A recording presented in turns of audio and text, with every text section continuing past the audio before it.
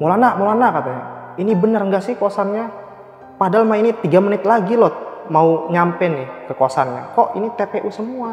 Akhirnya pas si Edo bilang kayak gitu, nanya tuh ke gua, ada sosok nenek-nenek. Jadi yang gua lihat tuh nenek-neneknya dia pakai tongkat, Bang. Pakai tongkat, jalannya bungkuk gitu. Terus rambutnya udah ubanan, ya sekitar usia 80-an ke atas lah. Dia bilang ke kita berdua kan, nyetop kayak gini, sambil bilang kayak gini. Katanya, kalau kalian berdua masih ngekos dalam waktu yang lama di situ, salah satu kalian pasti ada yang meninggal, katanya. Pas gua buka pintu tuh, gua lihat kalau si Edo dia ternyata mau loncat di lantai 3. Nah, gua langsung tarik lah, ngapain lu Edo? Nah, gua langsung masukin tuh ke kamar, gua tutup pintunya, gua kunci, langsung gua tanya, kenapa? Kok di luar sih jam 2 malam mau loncat, kata gua. Nah, dia ceritain lah, jadi gini Maulana.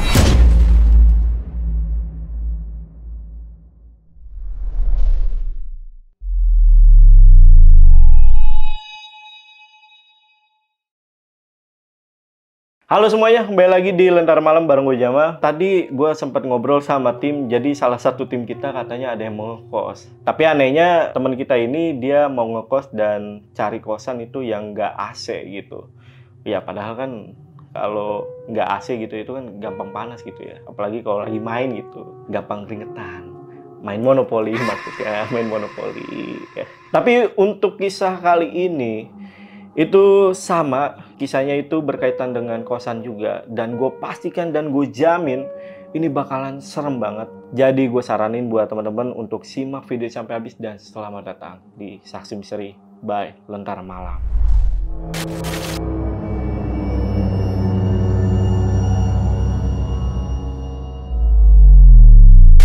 Oke guys, di sini udah narasumbernya atau penghuni kosnya. Kita sapa dulu aja, namanya Mas Maulana. Mas Maulana, apa kabar Mas? Baik. Baik ya Mas ya? Iya. Mas Maulana, ini katanya Mas Maulana ini pernah ngekos Iya. dekat kuburan tuh ya? Oh iya bener Mas. Jadi saya tuh berdua ya kan sama teman saya, si Edo, ngekos berdua. Jadi kosannya itu deket TPU Bang. Deket TPU dan kosannya tuh murah banget Bang. Oke. Dan di situ Mas Maulana ngalamin kejadian apa aja Mas? Jadi selama saya ngekos di situ ada satu kejadian horor yang sampai sekarang tuh masih belum gua lupain Bang. Dimana dalam satu malam ya kan temen gua mau loncat Bang dari lantai 3. Setelah kejadian temen gua mau loncat tuh dari lantai 3, akhirnya gua sama temen gua tuh mutusin buat nggak lanjut ngekos dan resign dari kerjaan Bang. Itu lo sampai resign tuh ya? Iya. Emang total berapa hari lo ngekos? Itu kurang lebih mendekati 30 hari lah. Wah, hampir sebulan? Hampir 1 bulan itu. Udah nggak kuat tuh ya? Udah nggak kuat, soalnya nyangkut nyawa. Iya, udah mau lompat tuh ya? Iya. Nah, buat kalian yang penasaran, simak video sampai habis. Tapi sebelum itu, gue mau ngasih tahu ke teman-teman untuk ya bolehlah follow-follow IG gue. Karena beberapa kali gue juga bikin konten yang lucu-lucuan gitu di IG gue, ya contohnya kayak gini nih.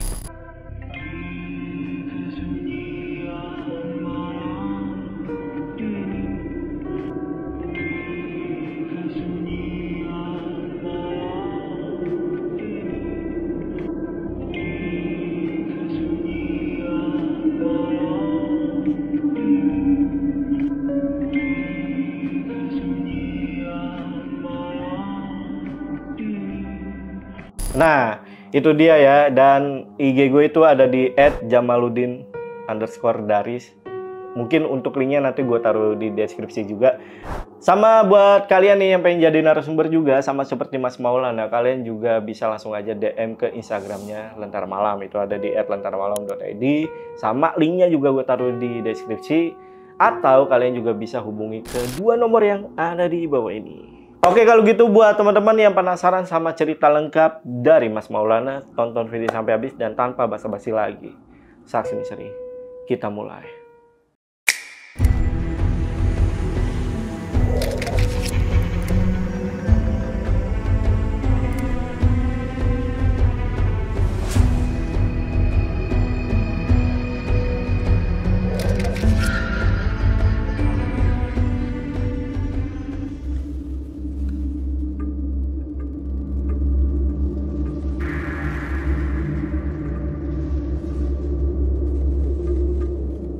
Jadi kejadiannya tuh kayak gini bang. Nah bermula tuh pada tahun 2020 bulan Mei. Nah pada tahun itu kan gue baru lulus sekolah SMA tuh bang. Ya bisa dibilang kalau gue tuh masih fresh graduate lah pada waktu itu. Nah kebetulan juga pas tahun itu lagi sedang ada COVID bang. Lagi ada corona tuh. Nah jadi semuanya di lockdown lah gitu kan. Nah pas waktu di lockdown itu gue sempat mikir bang di situ. Pasti nyari kerja bakal susah banget gitu kan, apalagi dengan adanya COVID-19 ini. Selang berapa 3 bulan kemudian tuh bang, sekitar Agustus lah tahun 2020, sekitar malam minggu jam 10-an malam gitu kan, gue lagi asik-asik nih bang, main Mobile Legends gitu kan, lagi push rank, tiba-tiba telepon gue bunyi tuh. Gue cek tuh ternyata yang nelpon gue si Rizky. Jadi si Rizky ini temen SMA gue bang, dia udah kerja duluan di Jakarta. Gua angkat tuh telepon dari si Rizky. Tapi pas waktu itu gua dalam hati bilang, nih anak ganggu banget gitu kan. Orang gua lagi asik-asik main Mobile Legends gitu kan, lagi push rank, lagi win streak, ditelepon sama dia. Akhirnya gua angkat lah telepon dari si Rizky ini kan, takut penting gitu kan. Gua angkat, si Rizky bilang kayak gini ke gua, Maulana, lu mau nggak ikut kerja di tempat gua? Kebetulan di tempat gua lagi butuh 2 orang cowok untuk bagian helper di Resto Jakarta. Di situ gua nanya, emang Jakartanya di bagian mana? Oh ini di daerah Pantai Indah Kapuk 2. Kalau lu serius beneran mau kerja bareng gua, nanti gua langsung Sherlock nih. Besok kan Minggu, kata si Rizky nih. Jadi gua lagi di kosan tuh, gua lagi libur minggunya. Jadi lu sekalian bawa berkas-berkas besoknya, bawa baju-baju, apa yang harus dibawa, nanti besok sini, nanti gua Sherlock. Selang gua berapa lama teleponan sama si Rizky tuh bang, akhirnya di Sherlock lah kan kosan dia. Waktu itu gua cek di handphone tuh sekitar 2 jaman bang, dari rumah gua ke kosan dia, 2 jam. Akhirnya kan gua telepon si Edo nih, teman SMA gua, dia belum kerja, untuk gua ajakin kerja bareng gua di tempat si Rizky. Akhirnya gua telepon si Edo pas waktu itu, Dok, lu mau ikut nggak besok ke kosan si Rizky? Terus Edo jawab, hah, mau ngapain kosan si Rizky? Jadi gini, Dok, tadi barusan si Rizky tuh nelpon gua. Dia ngajakin kerja di tempat dia, kebetulan lagi kosong tuh di bagian helper di Resto Jakarta, daerah PIK 2. Oh, boleh deh, kata si Edo, dia ngiyain gitu kan. Kalau lu serius, kata gua, besok kita berangkat ke kosan si Rizky. Lu siapin berkas-berkas sama baju-bajunya. Jam 8 pagi gue jemput lu deh hari Minggu. Dia ngiyain, oke, akhirnya di situ kita setuju gitu kan. Besok paginya tuh hari Minggu jam 8 bang, gue jemput lah ke rumahnya si Edo. Pas waktu itu gue udah prepare nih, si Edonya udah prepare, semuanya udah prepare, pamitan lah kita ke orang tuanya si Edo. Pak, Bu, kita pamitan dulu ya, doain semoga lancar selalu, semoga dimudahkan selalu, dan selamat sampai tujuan. Ini FIA ya, kebetulan kan gue orang Serang Banten. Jadi untuk jalan ke daerah PIK sana tuh ke Jakarta, jadi lewatnya dari Banten Lama ke Tanara nanti tembusnya. Setelah kita pamitan tuh sama orang tua si Edo, gue kabarin lah si Rizky, Ki, gue OTW ya nih bareng si Edo nih. Pas gue udah kabarin lewat chat tuh, akhirnya gue OTW lah ya kan ke kosannya si Rizky. Pas waktu selama di perjalanan tuh kita mengalami sedikit kendala bang. Nah yang pertama tuh kendalanya pas di Teluk Naga Tangerang. Samping kanan kirinya sawah semua bang. Di situ gue lagi posisinya boncengan ya naik motor sama si Edo kan. Tiba-tiba secara spontan ada segerombolan kambing nyebrang tuh. Akhirnya gue kaget lah di situ. Gue banting setir ke kanan tuh bang. Dari arah berlawanan ada mobil Fuso warna hijau. Untungnya gue langsung rem tangan kan. Gue coba nengok ke belakang sebentar tuh, ngeliat tuh kambing kan, yang tadi baru nyebrang tuh. Tapi anehnya tuh kambing nggak ada. Hah? Iya, nggak ada bang, ngilang gitu. Padahal banyak tuh ya. Padahal barusan aja dia nyebrang gitu di depan kita. Itu udah jam berapa itu? Jam 10 siang. Di situ gue memutuskan untuk istirahat bang. Di situ gue mikirkan takut gue halusinasi atau dehidrasi gitu. Akhirnya gue sama Edo memutuskan untuk menepi dulu istirahat di warung. Di situ gue beli minum dulu sambil bertanya lah ke si Edo. Dok, tadi lu lihat nggak ada segerombolan kambing nyebrang secara spontan tiba-tiba di depan kita. Oh iya gue lihat kok, kata si Edo. Itu alasan gue Do kenapa tadi banting setir kanan. Tapi kok pas gue lihat ke belakang tuh tiba-tiba ngilang ya Do. Itu yang bikin aneh. Gue juga sebelum lu lihat, kata si Edo, udah ngeliat duluan. Tadinya tuh emang ada di depan. Gue ngerasa aneh gitu kan, ngerasa kayak ada yang janggal di situ. Kita lanjutin lagi lah perjalanan ke kosannya si Rizky. Kendala yang kedua itu pas udah mau nyampe nih Bang, sekitar 15 menitan lah menurut Google Map ya kan, mau nyampe. Tiba-tiba motor gua tuh mogok Bang di situ. Padahal kondisi motornya masih full bensinnya. Akhirnya kita berdua memutuskan lah untuk dorong tuh motor sambil lihat kanan kiri nyari bengkel gitu, nggak dapat kan. Akhirnya kita berhentilah di salah satu warteg yang kebetulan pada waktu itu penjaganya ibu-ibu. Di situ gua nanya, "Bu, di sini ada nggak ya bengkel?" Kata si ibunya, "Oh di sini mah nggak ada Mas, di daerah sini mah. Kalau pengen ke bengkel paling dorong dulu motornya 100 meter ke depan, deket persimpangan lah, persimpangan jalan gitu di sana." Akhirnya di situ gua mikir, "Mas ya gua dorong gitu Bang, tuh motor 100 meter ke depan, nggak mungkin lah." Akhirnya di situ gua memutuskan untuk nelpon si Rizky. Gua bilang ke si Rizky, "Ki, lu lagi di mana?" Si Rizky jawab, "Ini gua lagi di kosan," katanya. Gua jawab lagi kan, "Bisa nggak lu jemput gua? Motor gua mogok nih." "Hah, mogok? Kok bisa mogok?" katanya kan. Kerasa aneh gitu kan. Jawab lagi, "Gua juga nggak tahu nih. Padahal motornya masih full bensinnya." "Ya udah deh, lu tunggu di situ. Nanti gua teo situ. Jangan lupa Sherlock ya." Akhirnya gua Sherlock lah lokasi gua, tempat mogok itu, ke si Rizky untuk dijemput ya kan. Nah di situ kita nungguin si Rizky untuk dijemput. Selang berapa lama, 15 menitan tuh, akhirnya si Rizky datang tuh. Rizky datang ke tempat kita, dia tanpa basa-basi tuh, tanpa nanya apa-apa, langsung lah di step motor gua di situ, dibawa langsung ke kosannya si Rizky. Jadi ini FIA ya, jadi si Rizky tuh dia sebelumnya kerja mekanik gitu kan, pernah kerja di bengkel sebelum di resto itu. Jadi dia tahulah kalau ada masalah kerusakan motor gitu atau ada kendala apapun pasti dia bisa lah memperbaikinya. Di situ gua di step, akhirnya sampailah di kosan si Rizky Bang. Nah langsung tuh Bang diperbaiki sama dia motor gua tuh, langsung diperbaiki ya kan. Tiba-tiba nyala sendiri motornya pas dibenerin itu. Si Rizky-nya bilang ke gua, "Maulana, ini motornya aman-aman aja kok," katanya. Keadaannya normal, terus juga bensinnya juga ini masih full kok, terus nggak ada kerusakan apapun gitu. Di situ ngerasa heran kan gua, lah terus kenapa kok gua tadi bisa mogok gitu kan di jalan. Si Rizky bilang kayak gini, "Ya udahlah, nggak usah dipikirin," katanya. "Kan yang penting lu udah sampai tujuan nih dengan selamat gitu. Itu aja udah bersyukur gitu kan."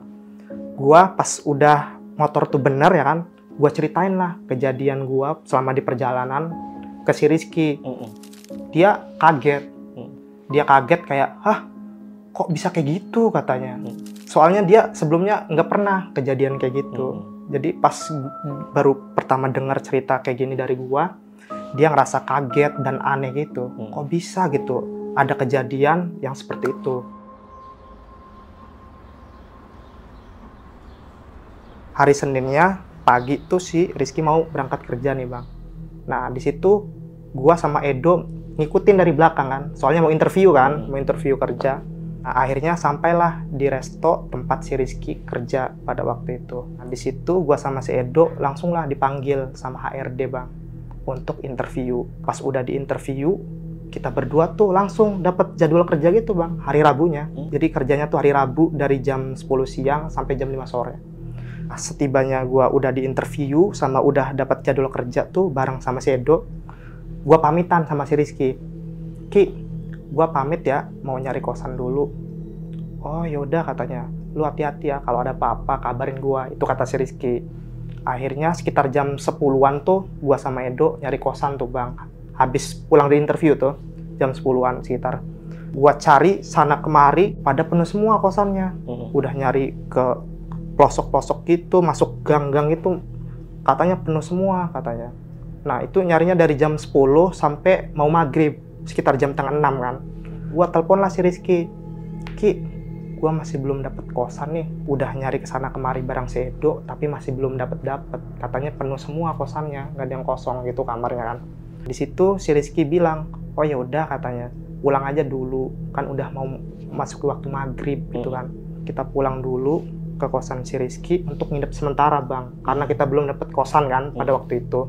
Di situ gua bilang lagi tuh pas udah nyampe di kosan si Rizky tuh, Ki, kalau besok nanti gue masih belum dapat tuh kosan, mending gue sama Edo pulang aja lah katanya. Gue gak enakan kalau lama-lama numpang di tempat elu. Kata si Rizky-nya, yaudah slow aja katanya. Kan besok masih ada waktu tuh hari Selasanya kan, untuk lu cari seharian lah. Yang penting ada usaha. Pas hari Selasanya tuh jam 8 pagi sekitaran bang, gue pamitan sama si Rizky untuk nyari kosan lagi bang. Hari keduanya tuh, hari Selasanya. Ki, gue pamit ya, mau nyari kosan lagi. Doain, semoga cepet dapet. Yaudah, tenang aja, gue doain kok. Akhirnya di situ kita berangkat lah. Gue sama Edo tuh nyari kosan lagi bang, hari Selasanya. Gue nyari kosan tuh dari jam 8 tuh hari Selasanya tuh, hari keduanya.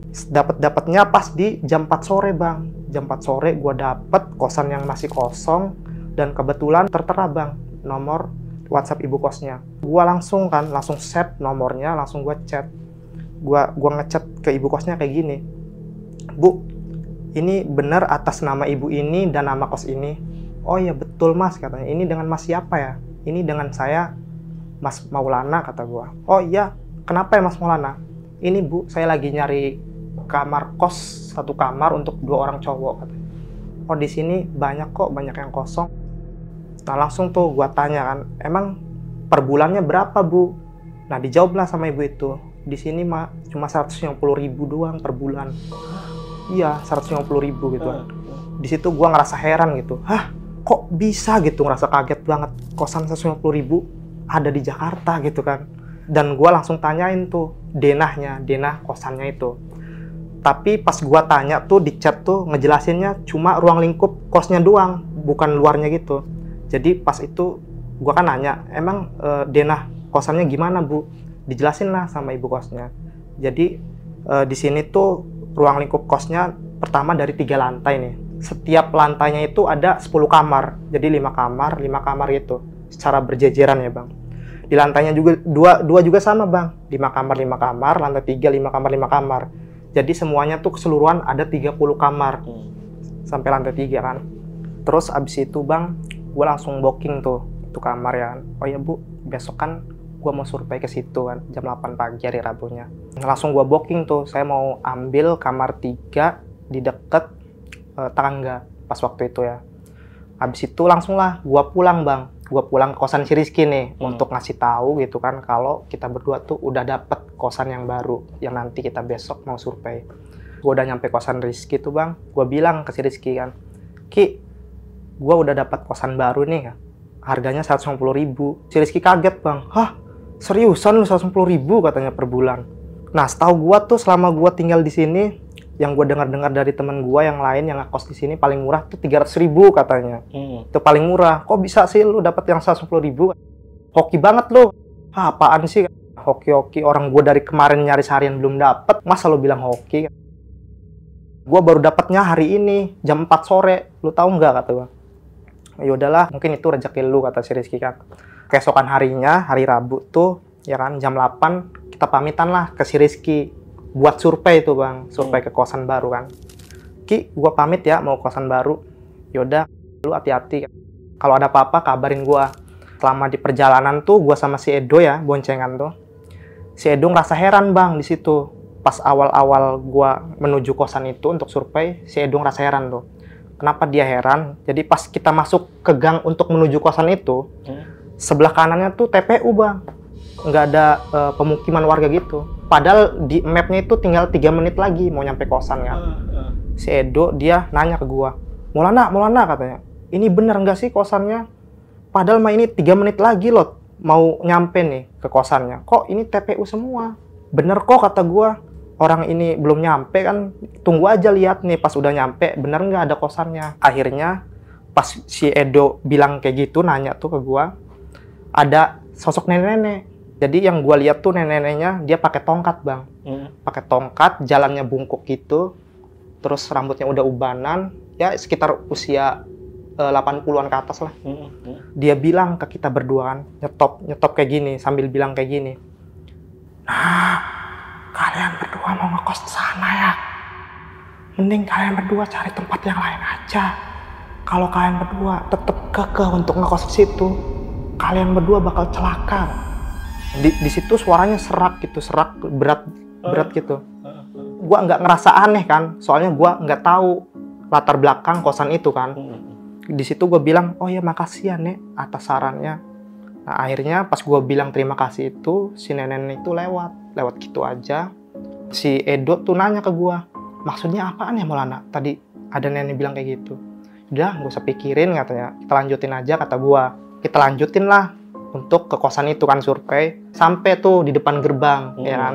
Gue kabarin tuh ibu kosnya kan, Bu, ini dengan saya Mas Maulana yang kemarin mau survei ke kosan ini. Gitu. Oh iya Mas Maulana, masuk aja. Nanti naik ya ke lantai 2 deket tangga. Nah jadi itu kamar ibu kosnya di situ. Di lantai 2 deket tangga.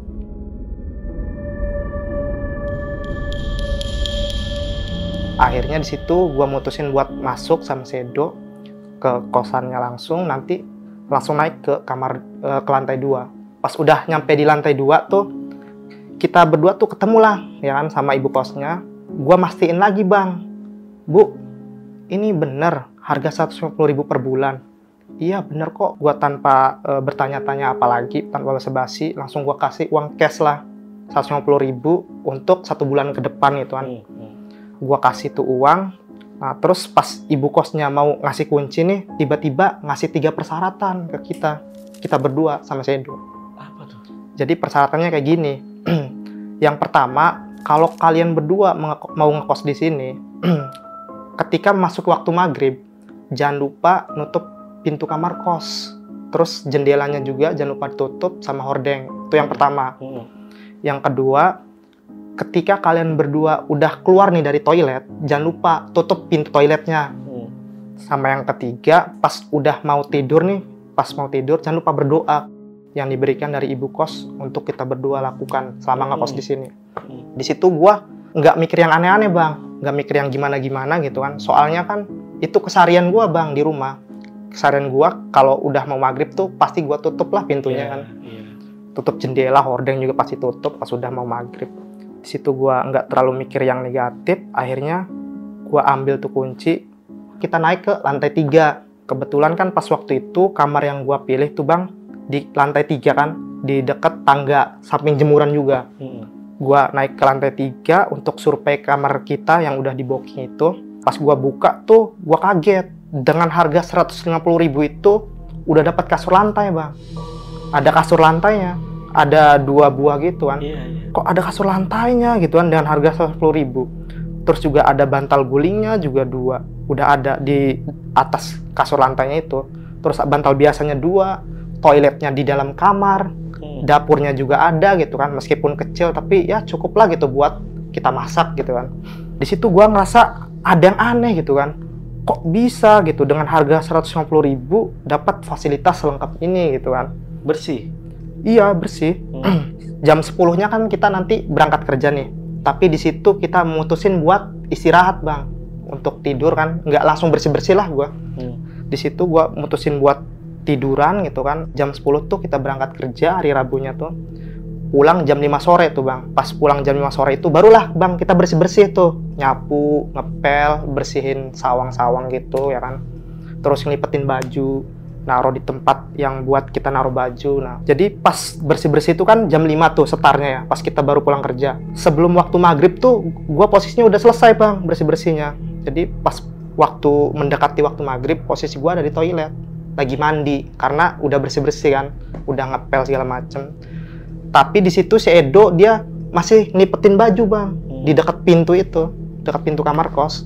Pas udah datang waktu maghrib, tiba-tiba pintunya tuh nutup bang, nutup sendiri, ngubrek gitu kan, kayak ada angin masuk gitu.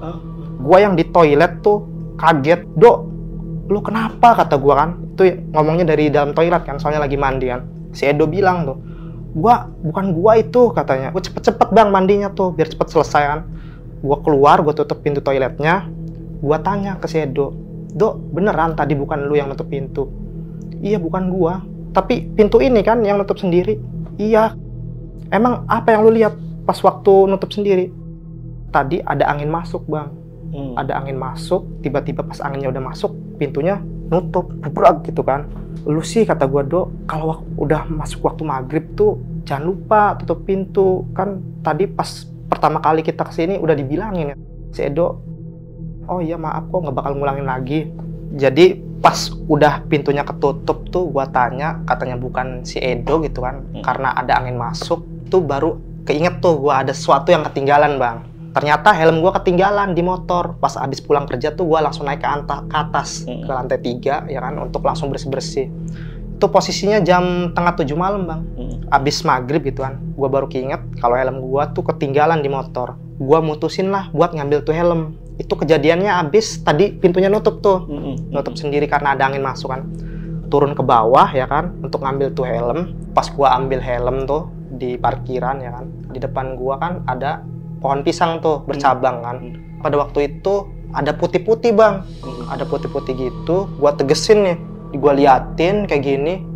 Gua kaget dong, astagfirullah. Ternyata pocong itu putih-putihnya. Dan di situ ada 2 sosok pocong, Bang, yang ngeliatin gua tuh. Gua shock banget pada waktu itu karena sebelumnya gua nggak pernah lihat kayak gituan. Baru pertama kali gua dilihat kayak gituan. Gua shock banget. Bulunya pada berdiri semua, Bang, kaget gitu. Terus keringat dingin, muka gua pucat pas pada waktu itu. Jadi gua bingung gitu harus ngapain pas ngeliat itu. Akhirnya di situ gua refleks, Bang, balik badan ya kan. Gua ambil helmnya, langsung gua lari, Bang, ke lantai 3 ya kan. Langsung lah gua ceritain tuh kejadian itu ke si Edo. Dok, lu tahu nggak? Pas gua ambil helm ke bawah tuh, tadi gua ngeliat 2 buah pocong ngeliatin gua. "Hah? Seriusan?" katanya. "Iya beneran." "Halusinasi kali." "Seriusan, Dok, lihat aja tuh muka gua pucat keringetan kayak gini," kata gua pas waktu ituan. Nah akhirnya si Edo pun percaya gitu kan, soalnya gua ekspresinya kayak orang ketakutan gitu kan, ngos-ngosan juga napasnya kan. Pas gua udah kasih tahu kalau gua tuh nemu pocong tuh pas waktu itu, tiba-tiba di depan kamar kita ada sosok cewek, Bang, bolak-balik gitu di jendela. Jadi yang gua lihat tuh di hordeng ada sosok cewek. Yang gue lihat tuh rambutnya panjang gitu, hitam pekat, terurai, segini panjangnya, panjang banget. Gue kan ngerasa parno, Bang, abis gue diliatin pocong, tiba-tiba ada sosok cewek tuh, bolak-balik di depan gitu. Gue tanyalah ke si Edo, Bang, "Dok, lu lihat nggak tuh di jendela?" Tuh bisik-bisik kan, "Oh, itu ada sosok cewek." Akhirnya kita nggak berani ngeliat, kita nggak bisa tidur, Bang, semalaman tuh, gara-gara tadi kan abis diliatin kayak gituan kan. Jadi kita parno lah sampai nggak bisa tidur tuh. Begadang tuh, Bang. Ya kan, begadang. Sampai besoknya tuh hari Kamis tuh kita kesiangan. Di situ gua kan harusnya kerja jam 10. Tapi gua baru bangun jam 9-an. Jam 9 lewat gitu kan, baru bangunnya. Akhirnya gua buru-buru. Karena mau jam kerja gitu kan, gua buru-buru. Mandi juga ngasal gitu kan. Sampai akhirnya gue lupa tuh nutup pintu toilet pada waktu itu gara-gara bergadang itu. Itu gue sadarnya pas pulang kerja, Bang. Jadi hari Kamis tuh pulang kerjanya jam 5 itu, ya kan. Pas gue buka tuh pintu, tiba-tiba ada banyak bercak darah di lantai gitu. Dari mulai pintu masuk kamar kos ke pintu toilet, bercak darah gitu. Di situ, ini apaan? Awalnya gue nggak expect kalau itu darah gitu kan. Gua teliti kembali, ternyata emang bener darah gitu, baunya amis, anyir gitu kan. Gua mulai mikir tuh, ini kenapa ya? Oh iya, tadi pagi kata gua buru-buru sampai lupa nutup pintu toilet. Soalnya kan dikasih taunya harus nutup pintu toilet kan, Bang, pada waktu itu. Tapi gua lupa gara-gara gua kesiangan, ya kan, semalamnya bergadang. Gua bersihin tuh darah sampai masuki waktu maghrib, Bang. Pas masuk waktu maghrib, kita ditampakin lagi sama sosok cewek tuh bolak-balik di depan kamar kita. Jadi gue liatnya tuh dari jendela, bolak-balik aja. Itu lo lihat posisi cewek itu bolak-balik, jendelanya nggak lo tutup atau gimana? Jendelanya udah gue tutup, tapi hordengnya lupa ditutup. Oh, jadi benar-benar kelihatan jelas? Kelihatan jelas gitu. Tapi rambutnya doang kayak gini. mukanya belum kelihatan karena dia posisinya kan Miring. iya miring bener. Nah posisinya miring, jadi yang gua lihat tuh cuma rambutnya doang, panjang gitu, pekat warna hitam gitu kan, terurai. Langsung lah ya kan, gua tutup hordengnya pas udah ngeliat kayak gitu kan, langsung gua tutup ya kan. Tiba-tiba ngilang aja, nggak ada yang gua lihat lagi di depan kamar kita bolak-balik itu. Nggak ada bayangannya. Iya, nggak ada bayangannya siluetnya. lagi. Jadi pas bayangannya itu hilang gitu kan, kita ngerasa kaget gitu. Wih, kok pas di hordengnya ditutup tiba-tiba ngilang gitu aja gitu kan. Kita ngerasa heran gitu kan. Jadi kan kejadiannya itu kan Kamis sore bang, yang ada bayangan bolak-baliknya itu. Pas malam Jumatnya tuh bang, si Edo pada waktu itu kan dia tidur jam 2 malam tuh. Tiba-tiba baru tidur langsung kebangun bang. Dia pengen BAB kan, pengen BAB pada waktu itu. Langsunglah dia ke toilet bang, ya kan. Pas waktu di toilet tuh, dia notice bang, kalau dia tuh ada yang ngeliatin dari ventilasi toilet gitu kan. Kebetulan di kosan gua tuh ada ventilasi toilet bang, di sana. Bentuknya kayak gini, kotak gini, persegi panjang. Si Edo awalnya dia nggak memperdulikan. Mungkin dia cuma sekedar feeling gitu kan. Akhirnya lama-kelamaan, kok ganggu banget gitu kan. Kayak rasa penasaran dia makin besar, akhirnya dia cobalah menengok ke ventilasi itu. Ternyata bener aja, pas waktu itu yang dia lihat tuh sosok cewek. Itu mukanya jelas. Kan dia bisa mendeskripsikan kalau muka cewek tuh hancur gitu, lebam, penuh luka-luka, ekspresinya sedih gitu, kayak orang yang penuh masalah, rambutnya panjang hitam terurai. Di situ si Edo dia bingung tuh, antara dia mau jongkok sampai pagi ya kan, atau dia kabur tuh. Nah akhirnya dia refleks ya kan, tiba-tiba Masa jongkok sampai pagi?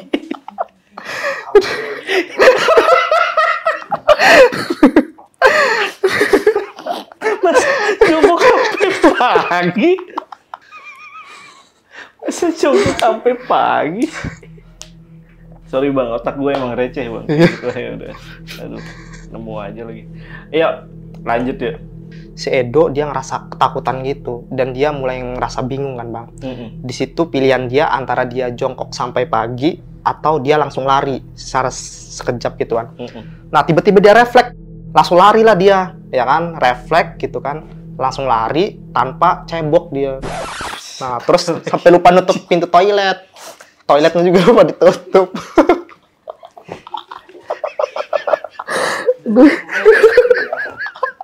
Kok lucu ya?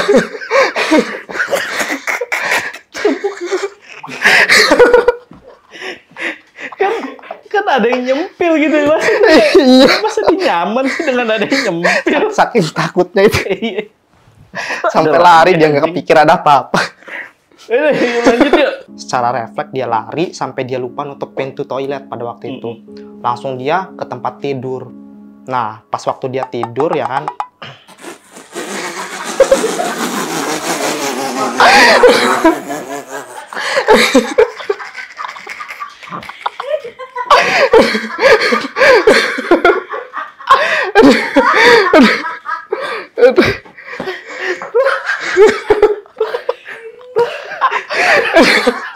Lu kebayang kan? Lu kebayang? Lu pada kebayang kan? Yuk kita lanjut yuk. dan pada waktu itu dia langsung tidur lah gitu kan. Pas paginya itu dia cerita tuh ke gua, ah seriusan lu? Iya, semalam tadi gua kejadian kayak gitu. Pas waktu itu langsung lah gua lari tuh keluar, ya kan, tanpa gua tutup tuh pintu toilet gitu kan. Nah pas gua waktu tidur tiba-tiba ketindihan, ada sosok cewek yang gua lihat tuh sama sosoknya yang gua lihat pas di ventilasi itu. Dia kayak ngikutin gua gitu, ya kan. Pas habis gua dari pintu toilet, pas gua tidur, tiba-tiba ada depan gua, ketindihan gitu. Nah di situ dia keadaannya sadar, tapi dia mau ngebangunin gua di sampingnya tuh nggak bisa ngomong apa-apa gitu kan, nggak bisa gerak, nggak bisa ngapa-ngapain. Gua putusin lagi buat tidur. Pas gua cek kan, karena semalam tadi lupa tuh bang nutup pintu toilet, gua paginya ke toilet kan. Tiba-tiba banyak rambut cewek gitu, panjang-panjang itu kan. Di situ gua sadar ini gara-gara si Edo semalam dia lupa nutup pintu toilet. Tainya masih ada gak? Masih, orang belum dibersihin. Iya. Emang harus ceritain ya tainya juga. Masih ada? Iya, sampai ada kotoran juga belum dibersihin.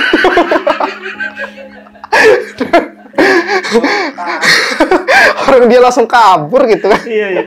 Terus akhirnya si Edo cebok kan tuh. Iya, dia langsung ke toilet, cebok dulu. Akhirnya kita mutusin buat bersih bareng-bareng gitu kan. Bersihin tuh rambut cewek. Itu banyak ya memang. Banyak banget itu rambutnya. Gua juga, kok rambutnya banyak banget gitu, panjang-panjang gitu rambut cewek kan. Gua bersihin rambutnya pas si Edo udah cebok gitu kan. Kita bersihin bareng-bareng sampai sekitaran jam 9-an. Abis itu barulah kita prepare buat berangkat kerja kan. Sabtu sore pas kita baru pulang kerja pada waktu itu, tiba-tiba pas gua baru pulang kerja tuh gua lihat ada 4 peti warna putih gitu yang mau dimakamin ke deket TPU kamar kos kita kan. Di situ gua ngerasa kaget. Kok bisa gitu ada orang yang meninggal tapi 4 peti gitu secara bersamaan gitu kan. Feeling gua di situ, mungkin karena korban kecelakaan. Itu di mana? Itu kan di samping kamar kos gua kan TPU, Bang. Oh iya. TPU. Jadi pas gua naik ke lantai 3 tuh habis pulang kerja ya kan, jam 5 sore lah sekitaran. Gua lihat ada peti mati gitu, warna putih. 4 peti. Gua di situ kan mikirnya, mungkin korban kecelakaan gitu kan. Posisinya di mana 4 petinya maksudnya? Di bawah. Di makam itu, mau dimakamin gitu. Gua lihat dari atas tuh. Pas malamnya, Bang, jam setengah 10-an ya. Tiba-tiba hujan tuh, Bang. Gede banget hujannya.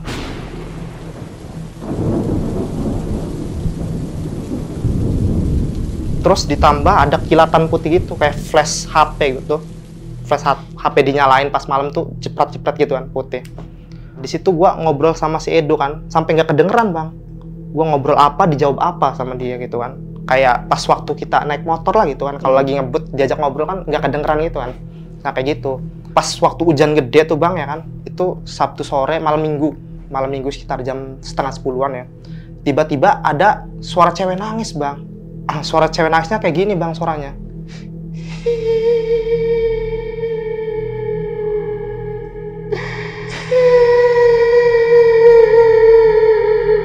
Itu lama banget, Bang, suara kayak gitu nangisnya, sekitar 5 menitan gitu kan. Gua tanyalah ke si Edo, lu denger nggak ada suara cewek nangis?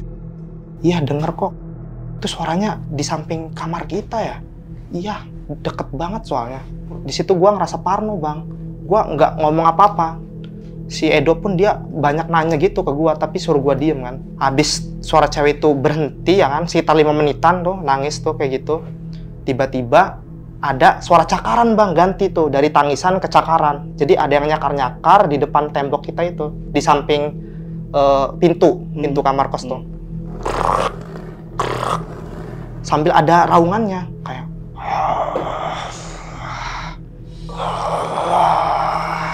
di situ gue makin parno, Bang, makin ketakutan kan ya kan. Abis didengerin suara tuh cewek, tiba-tiba ada suara kayak gituan.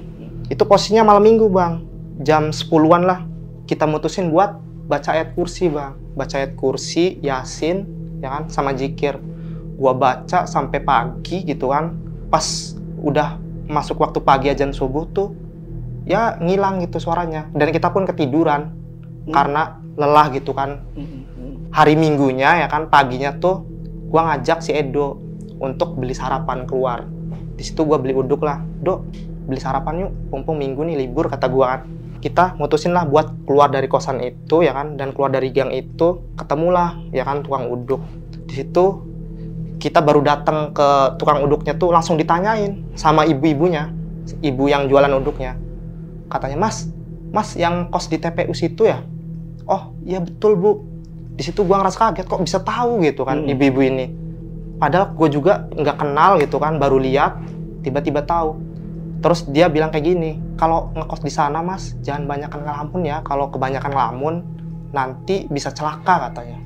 Nah di situ, "Oh iya, Bu, makasih ya atas sarannya." Kita pesen lah, ya kan, pesen uduk dan makan di situ. Pas gua makan di situ, gua ngobrol-ngobrol sama ibu uduknya itu. Bu, pas Sabtu sore itu kan saya baru pulang kerja, kok tiba-tiba ada 4 peti gitu yang mau dimakamin di TPU deket kosan kita katanya. Oh yang itu. Jadi gini mas, kata ibu uduknya itu jelasin ke kita kan. Itu awalnya bapaknya dia kerja keluar kota ya kan. Dinyatakanlah positif COVID pada waktu itu. Akhirnya dipulangkanlah bapaknya ke keluarga. Jadi selama seminggu itu cuma bapaknya doang yang positif kan. Seminggu kemudian satu keluarga positif bang. Semua positif corona gitu kan. Dan 1 minggu kemudiannya lagi udah meninggal semuanya itu. Satu keluarga? Satu keluarga karena COVID. Dimakaminnya itu di TPU deket kosan gua pada waktu itu kan. Yang gua ngeliat 4 peti itu. Jadi 4 peti itu terdiri dari bokap, nyokap sama 2 anak nih. Iya. Peti itu ya memang kalau zaman corona itu banyak yang meninggal itu dimasukin di peti ya? Iya betul. Abis gua nanya kayak gitu, gua akhirnya tahulah gitu kan. Ternyata yang gua lihat kemarin itu, ternyata itu 1 keluarga meninggal karena COVID. Keluarga itu tinggal di daerah itu? Iya, deket pokoknya dari situ. Oke, lanjut. Akhirnya pas gua udah tahu jawabannya, gua ajaklah si Edo untuk main ke kosannya si Rizky kan. Kebetulan pada waktu itu kan hari Minggu. Jadi kita semua lagi libur kerja lah gitu kan. Nah, gua ajakin si Edo, Dok, kita main kosan si Rizky yuk. Boleh. Yaudah, ntar gue kabarin dulu si Rizky-nya, takutnya nggak ada di kosan. Gue telepon lah si Rizky kan pada waktu itu. Pas ditelepon, Ki, lu lagi di mana? Ini lagi di kosan, gue main ya ke kosan lu. Yaudah, sini aja, gue ada di kosan kok, mumpung lagi libur kan. Di situ gue main lah ke kosan si Rizky kan, habis sarapan uduk itu. Kita OTW ke kosan si Rizky, sekitar 17 menit lah dari tukang uduk itu nyampe ke kosan dia, pakai motor. Udah nyampe tuh di kosan si Rizky, langsung lah kita berdua cerita pengalaman horor gua selama ngekos di dekat TPU itu. Nah di situ si Rizky sampai ngerasa takutnya gitu kan, dia sampai banyak keringetnya gitu ngedengerin kita cerita. Saking takutnya gitu kan. Akhirnya nyaranin kita berdua, kalau udah kejadiannya kayak gini, mending kalian cari kosan lagi. Di situ gua sama si Edo setuju lah untuk nyari kosan lagi pada hari itu juga. Kita langsung pamitan, yaudah Ki, gue langsung nyari kosan aja ya hari ini. Mumpung kan lagi libur ya hari Minggu. Jadi kita sama Edo tuh nyari kosan lah. Kita pamitan, nyari kosan lagi bang. Itu sekitar jam 11 siang gitu kan. Nyari kosan, sampai udah mau datang waktu maghrib nih, jam 5:30 kan. Masih belum dapet bang nyari kosan itu. Penuh semua gitu kan, nggak pernah dapet yang kosong di tempat yang lain. Kita putusin buat pulang. Selama di perjalanan kan kita masuk gang lewat TPU bang, sebelum masuk ke kosan kita tuh. Tiba-tiba ada nenek-nenek lagi. Nenek-nenek itu yang waktu datang pas pertama kita survei itu. Iya. Dia nyetop kita lagi, nyetop gini ya kan. Dia pakai tongkat, jalannya bungkuk gitu. Terus mukanya udah keriputan, ubanan, umurnya sekitar 80 ke atasan gitu. Dia bilang kayak gini, kalau kalian berdua masih ngekos dalam waktu yang lama di situ, salah satu kalian pasti ada yang meninggal katanya. Nah di situ gua udah mulai ada feeling kan, kaget kan. Aduh, ini takutnya kejadian gitu sama salah satu dari kita. Soalnya kan itu udah banyak kejadian teror kan, jadi gua udah ada feeling di situ. Kaget, bengong sedikit, gua bilang lah, oh ya Nek, makasih atas sarannya Nek. Itu gua ngomongnya ketakutan gitu. Akhirnya nenek itu pergi lagi, ya kan. Jalan lewat, pas gue udah bilang makasih tuh, gue OTW lah ke kosan. Soalnya bentar lagi mau nyampe gitu kan. Pas waktu di perjalanan itu, si Edo bilang, wah ini takutnya kejadian nih sama kita berdua gitu kan. Nah mending kita nanti nyari kosan lagi aja. Kalau ada waktu kosong, yaudah gampang. Itu pas udah nyampe kosan, besoknya kan kita masuk ke shift malam bang. Masuk shift malam kan, udah beda minggu lagi ya kan. Pas masuk shift malam itu, kita mulai kerjanya tuh dari jam 5 sore bang. Dari jam 5 sore sampai jam 2 malam. Pas pertama hari gua kerja tuh masuk malam, jam 5 berangkat nih. Jam 5 berangkat, jam 5 sore berangkat kerja bareng Sedo. Jam 2 malam, itu kan baru pulang tuh bang. Lewat TPU itu, jam 2 malam ya. Dari pohon asem itu di TPU tuh, tiba-tiba ada sosok cewek lagi duduk gitu ngeliatin kita berdua naik motor lewat TPU itu. Si Edo di situ awalnya nggak notice kalau ada cewek. Pas si Edo ngeliat tuh ada cewek lagi duduk ngeliatin kita berdua naik motor nih lewat TPU. Tiba-tiba cewek itu ketawa, Bang. Kenceng banget suaranya. Melengking gitu kan, suaranya melengking ya kan. Si Edo juga dia ngeplak-keplak gua. Dia kan bonceng di belakang. Maulana cepetan katanya biar nyampe kosan kan. Saking takutnya jam 2 malam sepi banget, gelap gitu kan. Penerangan cahayanya dikit banget soalnya. Pas kita udah nyampe kosan tuh, kita naik ke lantai 3. Kan kamar gua kan deket samping tangga kan sama jemuran. Yang tadi cewek tuh pas di TPU si Edo lihat di pohon asem, tiba-tiba sosok ceweknya ada di samping jemuran, Bang. Itu pas kita udah nyampe kosan itu, naik ke lantai 3. Iya, udah nyampe lantai 3 nih kita naik ya kan. Kita langsung diliatin sama sosok cewek itu yang tadi naik di pohon asem kan. Tapi pas di jemuran itu, dia badannya tuh ngadep ke depan gitu ceweknya.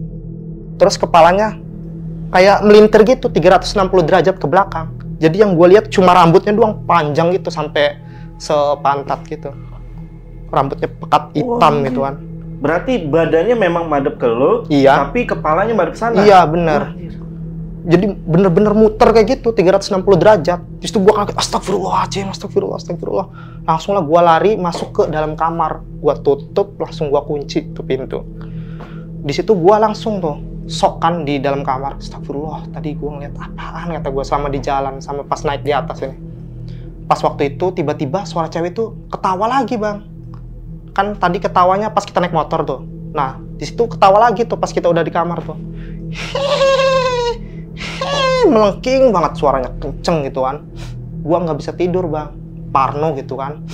Akhirnya di situ gua mutusin buat baca Al-Qur'an, Bang. Baca Al-Fatihah, An-Nas, Al-Falaq, Al-Ikhlas, ayat kursi segala macem sampai pagi. Tiba-tiba ngilang sendiri tuh suara cewek ketawa itu hilang. Kita ngerasa capek nih, Bang, ya kan? Udah azan subuh, ketiduran. Gua sama si Edo ketiduran.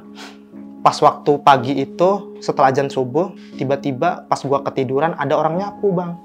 Di depan kamar kita, di lantai 3 itu ada orang nyapu, ya kan? Gua yang tadinya ketiduran, tiba-tiba kebangun, Bang, pada waktu itu. Gua kebangun, kata gua berisik banget gitu kan. Gua bangunin si Edo tuh, pas waktu itu, "Dok, bangun, Dok." "Ah," kata si Edo, "kenapa sih Maulana, ganggu aja lagi tidur," katanya. "Lu denger nggak ada suara orang nyapu?" Itu kata gua. "Iya denger. Coba lu lihat deh di jendela." "Lah nggak usah lah." Gua masih belum berani, Bang, hari pertama tuh. Gua nggak berani ngeliat siapa yang nyapu gitu kan.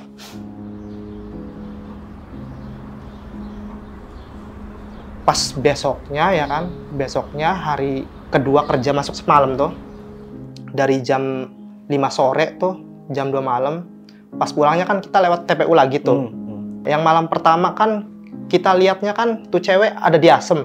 Tiba-tiba ada di pinggir jalan, berdiri gitu. Tapi palanya nunduk, rambutnya panjang gitu. Di situ gua kaget ya kan. Gua campur aduk pas waktu itu kan. Kaget, takut, pokoknya campur aduk lah. Sampai di situ gua ngebut bawa motornya kan. Gua ngebut biar cepet nyampe kosan ya kan. Pas udah nyampe kosan, kita naik ke lantai 3 tuh. Ada banyak anak-anak, Bang. Anak-anak. Ada 5 anak-anak gitu, tingginya tuh sekitar sepusar gua kalau berdirian. Di situ gua ngerasa aneh kan, kok jam 2 malam banyak anak-anak main gitu di lantai 3, Bang. Ada 5 orang anak-anak main gitu, bulak-balik kayak petak umpet gitu kan. Di situ gua ngerasa aneh kan, kok bisa jam 2 malam ada anak-anak main di lantai 3 gitu. Sebelumnya gua nggak pernah tuh ngeliat anak-anak kayak gitu. Gua berpikir positif, oh mungkin karena ini anak salah satu penghuni kamar kos ini gitu kan. Akhirnya gue masuklah tanpa mempedulikan mereka gitu kan. Gue masuk ke kamar kos pada waktu itu. Tapi pas gue udah masuk tuh dia masih lari-larian gitu. Berisik banget suaranya, ganggu gitu kan. Di situ gue udah ngerasa mulai ada yang janggal kan. Oh itu mungkin bukan manusia kali ya. Masa jam 2 malam banyak bocah main gitu kan. Di depan kamar kos gue. Nah berisik banget suaranya itu sampai gue gak bisa tidur. Pada waktu itu jam 2 malam baru pulang kerja tuh. Si Edo gimana tanggapannya? Si Edo dia tanggapannya juga ngerasa kayak aneh gitu. Aneh, bingung. Kok bisa gitu ada anak-anak main jam 2 malam di kosan. Orang sebelumnya juga belum pernah ngeliat gitu. Belum pernah ngeliat anak-anak di sini. Kita berdua tuh nggak bisa tidur pada waktu itu karena saking berisiknya tuh suara anak-anak. Akhirnya pas udah mau subuh tuh tiba-tiba suara anak-anak itu hilang. Pas udah masuk waktu subuh, tiba-tiba ada yang nyapu lagi tuh di depan. Berisik banget suaranya, ganggu gitu kan. Gue udah ketiduran tuh pas waktu itu. Tiba-tiba kebangun lagi gara-gara orang nyapu itu kan. Gue memberanikan diri untuk langsung lihat ke jendela karena rasa penasaran gue semakin membesar gitu kan. Akhirnya gue lihat, ternyata emang nggak ada apa-apa pas waktu itu. Kayak hilang gitu aja sosoknya. Kejadian malamnya jam 2 itu gue kebangun sendiri karena di situ gue mimpi si Edo. Kalau si Edo tuh mau loncat dari lantai 3. Pas gue bangun kaget, ternyata gue lihat samping nih kasurnya si Edo, nggak ada si Edo. Gue putusin lah buat keluar dari kamar kos itu. Pas gue buka pintu tuh, gue lihat kalau si Edo dia ternyata mau loncat dari lantai 3. Nah, gue langsung tarik lah, ngapain lu Edo? Nah, gue langsung masukin tuh kamar, gue tutup pintunya, gue kunci, langsung gue tanya, Do, lu ngapain di situ? Si Edo nggak jawab bang, nggak jawab apa-apa, diem aja. Dia kayak tatapannya tuh kosong kayak gini, kayak orang kerasukan. Tapi emang kerasukan sih. Nah, tapi di awal tuh gue nggak mikir itu kesurupan. Iya benar. Dia diem aja, mukanya pucat, tatapannya kosong gitu kayak gini. Gue ajak ngobrol, gue tanya-tanya, diem aja. Nah, lama-kelamaan gue sadar nih, oh si Edo kerasukan ini kata gue. Langsung lah gue bacain ayat kursi sama Yasin kan. Nah, gue bacain semuanya, Anas juga Al-Fatihah. Dia sadar, tapi sadarnya ketiduran bang dia. Ketiduran sampai pas pagi dia bangun tuh, gue tanya, ngerespon tuh, jawab. Dok, tapi dia posisinya sakit bang, demam tinggi tuh pada waktu itu ya kan. Semalamnya dia di luar tuh mau loncat, pas paginya demam tinggi. Dia udah sadar nih, gue tanya, dia jawab kan, Dok, lu semalam kenapa? Kok di luar sih jam 2 malam mau loncat kata gue. Jadi gini Maulana, semalam itu gue ketindihan. Gue ketindihan itu ada sosok cewek di depan gue. Ceweknya itu sama persis yang gue lihat pas waktu di ventilasi itu. Ceweknya itu ngajakin si Edo main keluar. Awalnya si Edo menolak, tapi terhasut gitu kan, terhasut sama sosok cewek ini. Akhirnya cewek ini keluar, si Edo ngikutin lah dari belakang keluar. Pas udah keluar dari pintu tuh, si ceweknya loncat dari lantai 3 itu, sosok ceweknya. Si Edo mau ngikutin cewek itu kan, loncat dari lantai 3. Untungnya di situ gua kebangun kata gua kebangun mimpi elu kalau lu mau loncat. Ternyata bener, pas gua bangun di samping gua nggak ada lu, gua keluar ternyata lu bener mau loncat gitu kan. Akhirnya gua bawa ke dalam, gua tarik, gua bacain doa segala macem. Untungnya lu sadar gitu kan, sadar dan sekarang masih bisa ngobrol gitu kan. Pas paginya itu kan dia demam tinggi, udah sadar gitu kan. Gua tanya, dia jawab segala macem, udah gua ceritain semua kejadian sewaktu semalaman itu. Di situ kan gua mau berangkat kerja bang posisinya, tapi si Edo lagi sakit bang. Pada waktu itu demam tinggi. Akhirnya si Edo memutuskan untuk izin kerja karena sakit demam tinggi gitu kan. Di situ gua bilang sama Edo, Dok, lu nggak apa-apa gua tinggalin sendiri di kosan. Udah santai aja. Gua udah biasa kok di rumah sendirian. Sering ditinggal orang tua, belanja segala macem. Gua tinggal lah si Edo sendiri kan. Gua berangkat kerja pada waktu itu dari jam 10 tuh sampai jam 5 sore ya kan. Harusnya pada waktu itu gua pulang jam 5 sore bang, harusnya ya kan. Tapi pas gua mau pulang jam 5 sore tuh ditahan sama atasan gua.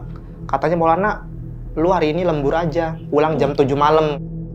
Di situ gua nggak enakan kalau gua tolak kan, soalnya gua masih baru lah kerja di situ, masa gua udah nolak gitu kan. Gua ambillah lemburan itu sampai pulang jam 7 malam. Nah, sedangkan si Edo dia sendiri kan di kosan, nggak ada yang nemenin karena dia demam, jadi dia nggak masuk kerja.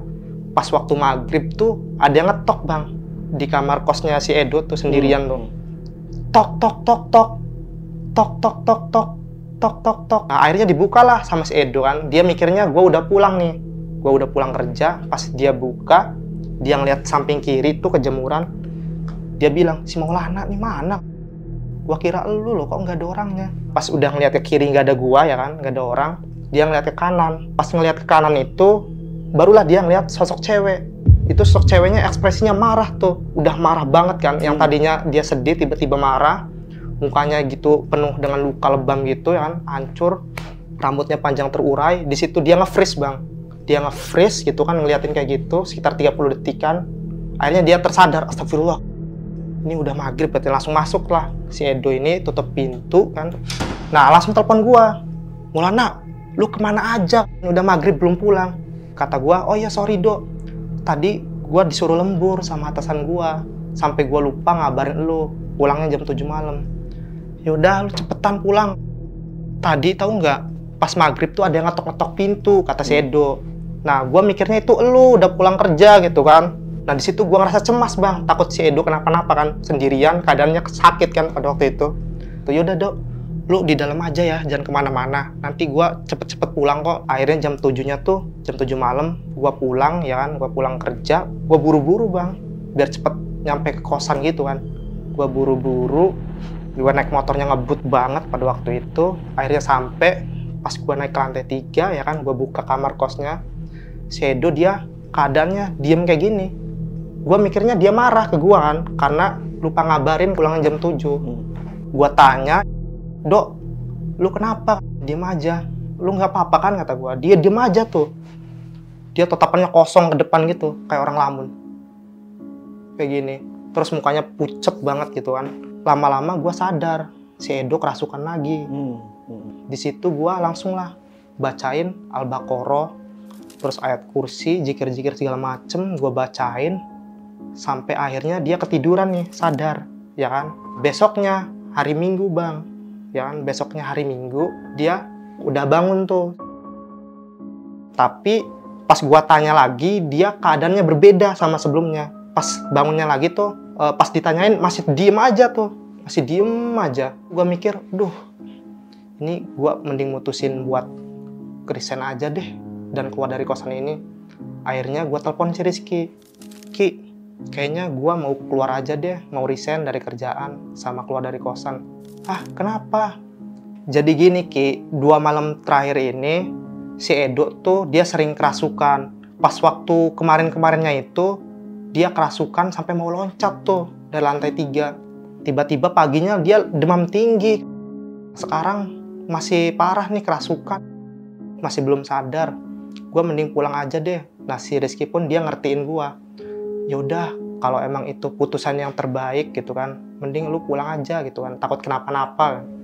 Gua memilih untuk pulang bang pada waktu itu. Tapi kita beli sarapan dulu.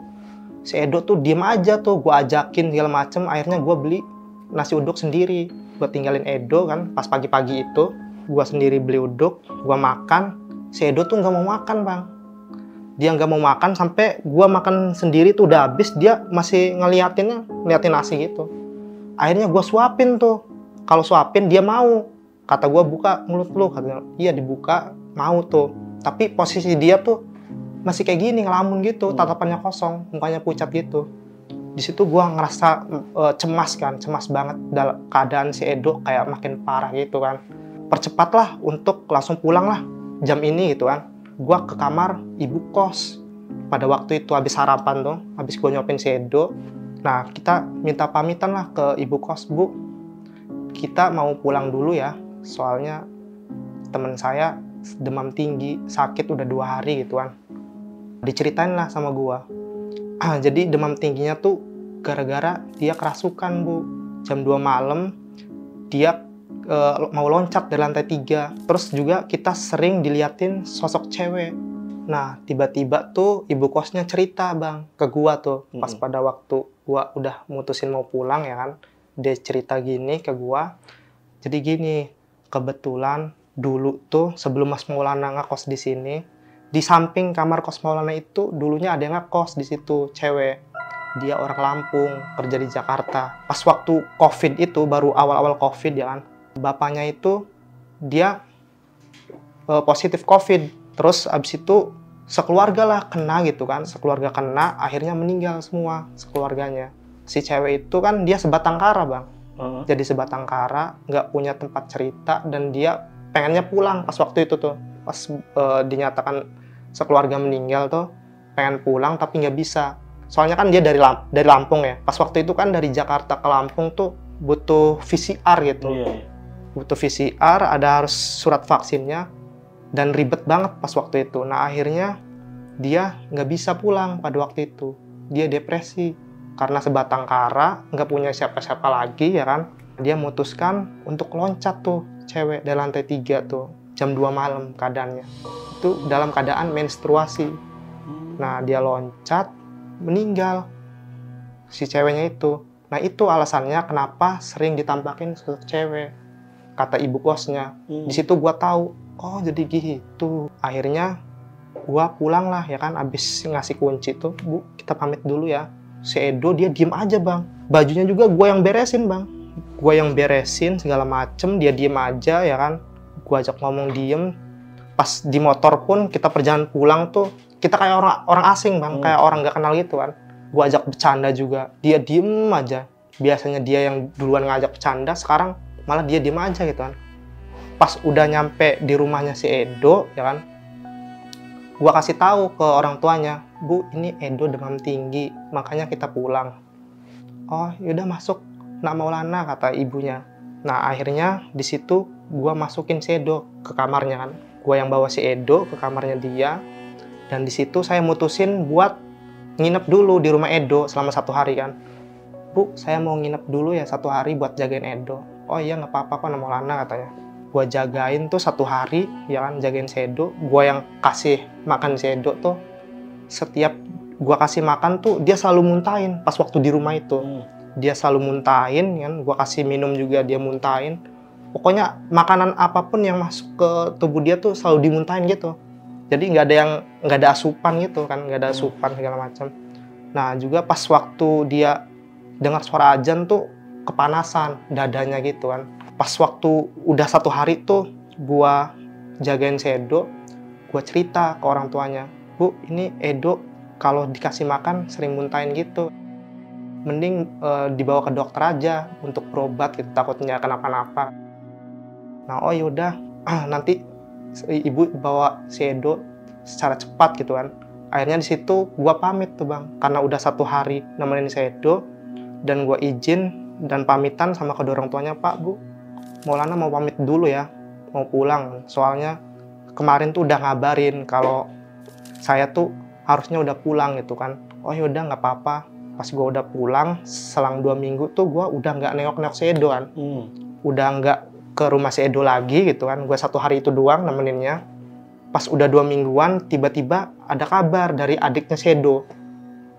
Dia ngechat tuh adiknya si Edo ke gue, Kak Maulana, Kak Edo udah nggak ada. Nah disitu kaget gue. Gue kaget banget ya kan pas waktu itu. Gue shock, astagfirullah. Ini beneran kata gue. Gue sambil ngelamun gitu. Habis itu gue langsung lah ke rumahnya Edo untuk ngeliat jasadnya gitu kan. Pas gua lihat di situ, dia kurus banget bang, kurus banget, yang dia tadinya berat badannya tuh 65 jadi 36. Kondisinya tuh lo lihat memang kurus banget, tulang doang itu, dagingnya dikit lah, kurus banget, terus matanya kebuka gitu. Pas waktu meninggal, gua nanya ke adiknya si Edo ini kan, emang tadi udah dibawa ke dokter pas sebelum meninggal? Udah kok kak. Kata dokter secara medis tuh Kak Edo tuh kurang istirahat ya, kurang tidur, kurang makan, sama demam tinggi. Itu secara medis kan. Terus juga setiap kali dengar suara azan diceritain tuh sama adiknya, sering kepanasan gitu dadanya. Pas udah datang waktu maghrib sering ngamuk-ngamuk gitu, sering ngamuk-ngamuk nggak jelas gitu, ngelempar barang-barang segala macem. Pas udah mau meninggal, tiba-tiba Kak Edo tuh kayak ngelihat sosok gitu di atas, di muter-muter kayak gini. Di situ langsung lah dia meninggal dalam keadaan mata terbuka gitu. Gua tanyain lagi, emang kalau secara non medis udah berobat juga? Udah diruqyah juga udah, tapi sadarnya tuh sementara. Abis itu beberapa jam kemudian kumat lagi bang. Katanya ini ketempelan sosok cewek. menurut non medis. Jadi gitu ceritanya Bang. Wah, gila. Itu perasaan lu gimana pas denger? Ya tadi sih udah ngasih tahu ya. Cuman perasaan lu pada saat itu pas denger Edo nggak ada tuh gimana? Di situ gua sebagai temen Edo ya, temen deket pas waktu SMA sampai pas waktu itu sebelum Edo meninggal, gua ngerasa sedih banget gitu kan, karena gua nggak bisa ngejaga dia dengan baik. Terus juga gua shock banget pas denger si Edo tuh meninggal pada waktu itu. Di situ gua kayak gue ngerasa bersalah banget gitu kan. Gue nggak bisa ngejaga si Edo pas dia masih hidup gitu kan. Ya gitu Pak, pokoknya. Ini bisa dibilang berarti sosoknya ini kayak, lo tau gak sih istilah kalau ada orang yang meninggal tuh selalu ngajak gitu. Oh iya. Ada beberapa mitos yang ngajak gitu. Ini kemungkinan ya ini emang dibilang ya. Gue nggak tahu sih ya. Tapi apakah menurut lo kemungkinan si Edo tuh kayak diajak gitu? Iya, kemungkinannya saya berpikir ke situ sih, kayak diajak gitu kan. Tapi ini nggak tahu juga ya, dan mungkin teman-teman ada yang tahu kenapa si Edo sebenarnya, ya bisa ditulis di kolom komentar.